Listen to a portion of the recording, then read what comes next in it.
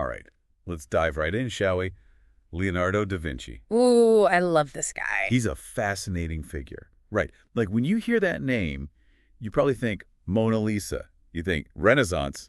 But So much yeah, maybe. you've given me all this material, and this guy was way more than just a painter. Absolutely. We're going to be talking about a mind that was literally centuries ahead of its time. So we're going to unpack that today. We're not just talking about the art, we're talking about the science, we're talking about the engineering, we're talking about the curiosity, about like everything. He was really like the embodiment of that Renaissance ideal of the universal man, right? Where you excel in all these different areas. Yeah, it's almost hard to fathom. So one thing that really jumped out at me from all these sources is how Da Vinci's scientific observations directly influenced his art. Yeah, he didn't see them as separate at all. For him, art and science were completely intertwined. Right. And like his anatomical drawings, they were so detailed. Like the sources say they were almost like what a modern-day surgeon would use. I know, it's incredible. He was actually dissecting human and animal bodies in secret to get that level of detail. Wow. It's dedication, but I mean, also kind of creepy, right? But you realize when you see those figures, those breathtakingly realistic figures in his paintings, that it wasn't just talent It was a deep understanding of the human body. Exactly. And then there's this technique that I see mentioned a lot in the sources, Sfumato. Can you tell us a little bit about what that is and how that plays into the realism in his paintings? Well, sfumato literally means smoked in Italian. And it's basically this technique of using these soft, blurred outlines and really subtle transitions between light and shadow, which creates this incredible depth. Atmosphere, yeah. Yeah, in his paintings. So that's how he gets those figures, like looking three-dimensional, almost lifelike. Exactly. And you can really see that in the Mona Lisa with her smile and that sfumato around her mouth. That's what makes her expression so mysterious and so captivating. Yeah, like she's alive, like she's thinking. Okay, so we've got the art genius, we've got the secret anatomist.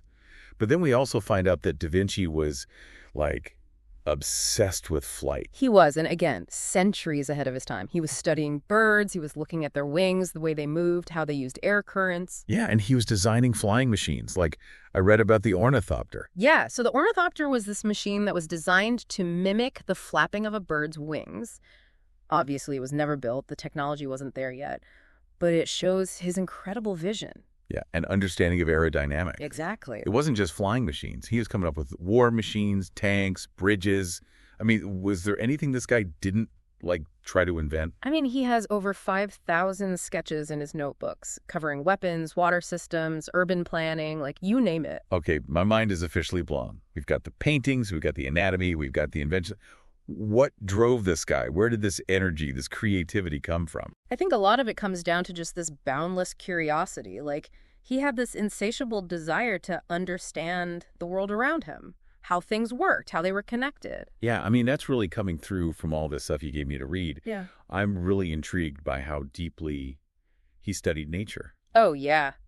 Nature was a huge fascination for him, and not just as, like, a subject for his art, but as this complex system that he wanted to, like, unravel. Like he was trying to decode nature's secrets. Yeah, exactly. And it seems like that deep understanding that he had of nature from the sources, it influenced both his art and his engineering. Oh, absolutely. I mean, when you look at his landscapes, for example, they're not just these, beautiful depictions of scenery. They're based in... They're informed by his scientific understanding of light, shadow, perspective, the way natural elements interact. Yeah, I'm picturing some of those paintings in my head right now and realizing, like, I didn't know. There's so much more there. There's so much more there, yeah.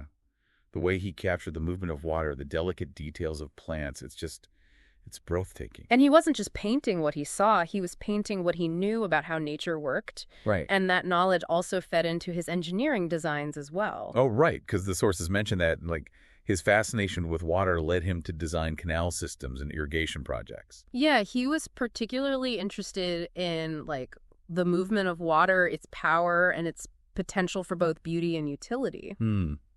So, I mean, he was really a visionary. Speaking of visionaries, we can't forget his famous Vitruvian Man.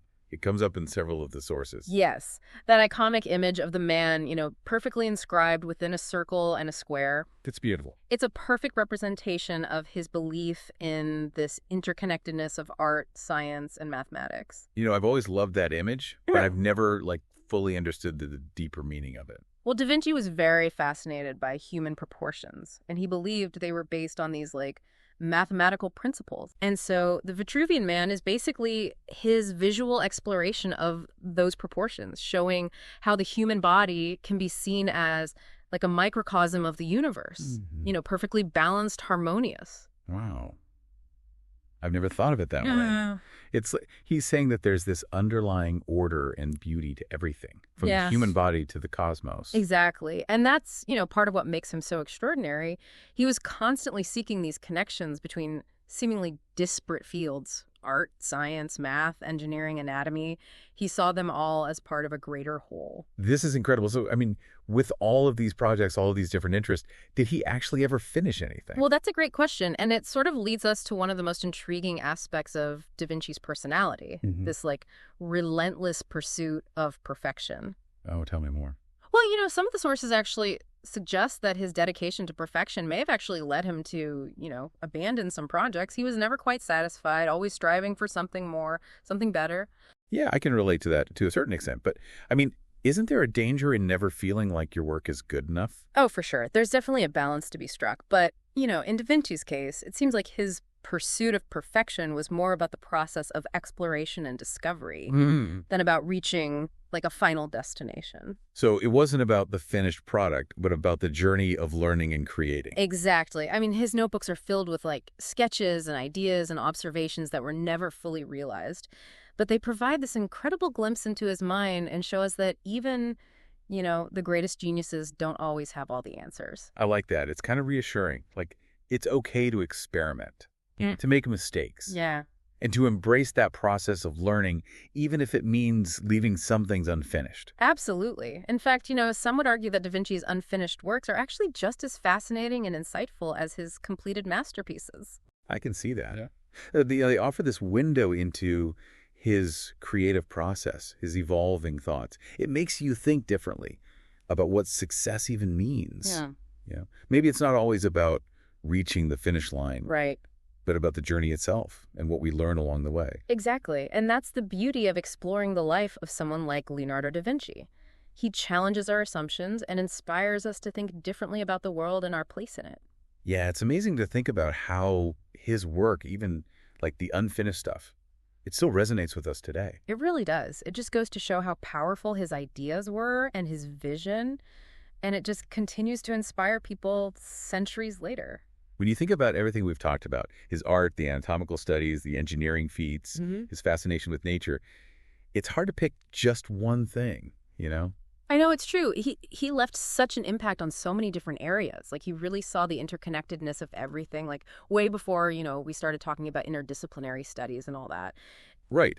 Like, he didn't see boundaries between, art and science and math and engineering. He saw it all as like different ways of looking at the same truths about the world. Exactly. And that's a pretty powerful message, I think, for us today. In a world that sometimes feels like super specialized, like everyone's in their own little box. Da Vinci's reminding us to be curious, to like explore connections, to think holistically. Yeah, I think that's such a great point. I mean, it's like his legacy isn't just about, specific paintings or inventions, but like a whole way of thinking, a way of approaching the world. With curiosity. With curiosity and like a real thirst for understanding. Yeah, he really embodies the spirit of the Renaissance, this time of like incredible intellectual and artistic growth. Absolutely. And his work really shows us like what humans are capable of when we're not afraid to like think outside the box and really explore. Well said. Leonardo da Vinci's life, his work, it offers us a timeless message. It's a call to embrace our curiosity, connect the dots, never stop exploring with a sense of wonder. So if you're feeling inspired to like learn more, maybe explore a new field, tackle a project with that Da Vinci-like passion, go for it. Yeah. Embrace your inner Renaissance person. You never know. You might make some amazing discoveries of your own. Well, that brings us to the end of our deep dive into the world of Leonardo da Vinci. Hopefully you enjoyed this exploration as much as we did. It's been a pleasure. Don't forget to subscribe for more deep dives into all sorts of fascinating topics. And let us know in the comments which aspect of Da Vinci's genius you find the most inspiring. We'd love to hear from you. Until next time, keep exploring.